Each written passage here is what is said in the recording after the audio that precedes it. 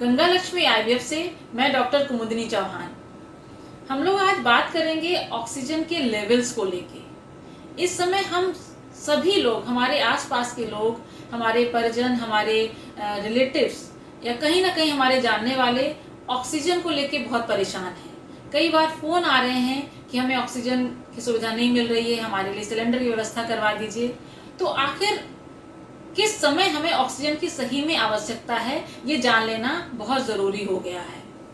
मैं आपको बताती हूँ कि सबसे पहले जो सिचुएशन है, अगर हमें कोरोना वायरस का इन्फेक्शन होता है तो अगर वो माइल्ड फॉर्म में है तो हमारी ऑक्सीजन का लेवल 94 से ऊपर, 94 से अगर ऊपर है तो हमें बहुत ज्यादा पैनिक या बहुत ज्यादा हैरान परेशान होने की जरूरत नहीं है। सरकार के द्वारा दी गई किट अगर हम यूज करते हैं, साथ के साथ हो सकता है कि हमें कुछ एंटी हिस्टामिनिक यानी कि सिट्रजिन जैसी दवाइयों का यूज करना पड़े। साथ में अगर हम गार्गल कर रहे हैं सुबह शाम बीटाडीन के साथ या गर्म और गुनगुने नमक पानी से और स्टीम ले रहे हैं तो सिचुएशन कंट्रोल में बनी रह सकती है। और अगर हम ब्रीदिंग एक्सरसाइज जो होती हैं जैसे प्राणायाम या स्पायरोमेट्री के साथ, तो सिचुएशन हम कंट्रोल में ले सकते हैं। अगर सिचुएशन थोड़ी और भी वर्स हो जाती है, अगर दूसरे लेवल पे हम पहुंचते हैं जिसमें कि सैचुरेशन हमारा 94 से 90 के बीच का होता है, 90 टू 94, इसके बीच में भी अगर सैचुरेशन है 90 से ऊपर है तो भी हमें बहुत ज्यादा पैनिक नहीं होना है। हमें अपने डॉक्टर से सलाह लेनी है, डॉक्टर के संपर्क में रह के हमें दवाएं स्टार्ट करनी है।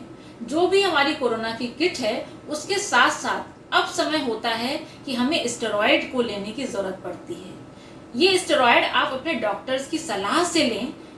मेड्रोल नाम का स्टेरॉइड, मिथाइल प्रेडनिसोलोन एवं डेक्सामिथासोन स्टेरॉइड हम अपने डॉक्टर की सलाह से स्टार्ट कर सकते हैं।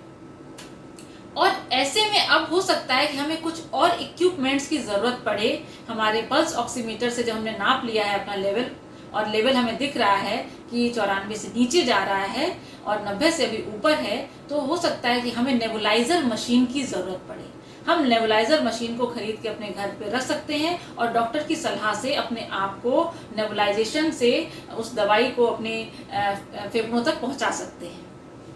अगर आपको नेबुलाइजर मशीन की भी नहीं मिल पा रही है तो ऐसे में इनहेलर को आप स्पेसर के साथ यूज कर सकते हैं।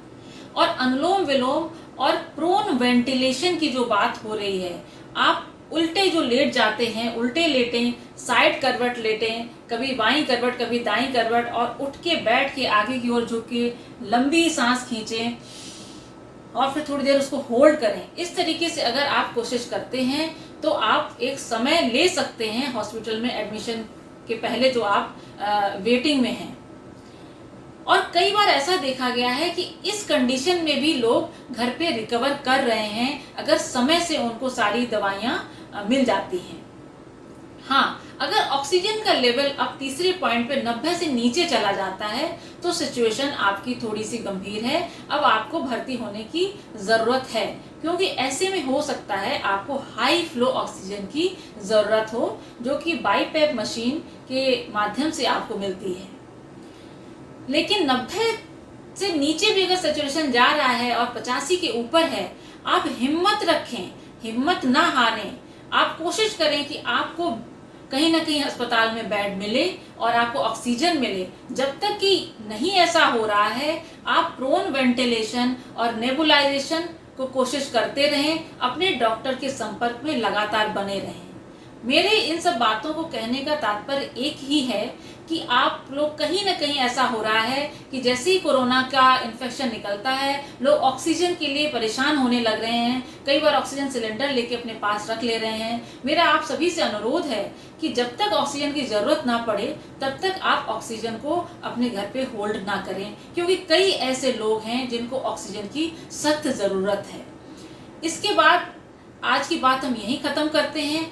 अगले वीडियो में हम अपनी प्रेग्नेंट महिलाओं, अपनी गर्भवती महिलाओं के साथ कुछ बात करेंगे। नमस्कार।